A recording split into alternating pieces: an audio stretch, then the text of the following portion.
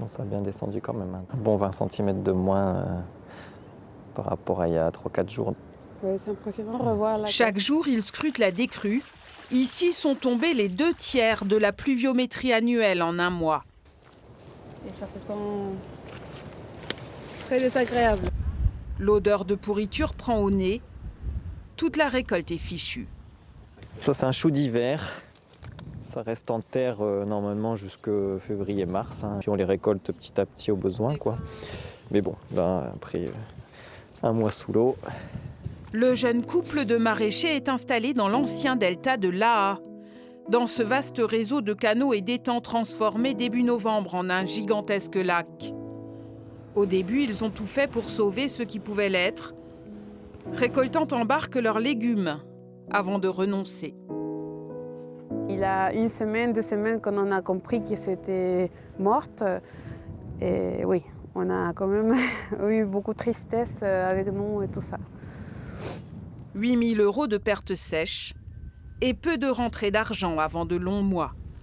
Les assurances ne veulent pas assurer ce type d'exploitation en maraîchage diversifié parce qu'en fait, il y a trop de cultures sur des toutes petites surfaces. Ça met un gros coup de frein aussi à la dynamique qui était bonne. En fait, on commercialisait quand même de plus en plus. On travaillait avec des restaurants localement, tout ça, quoi.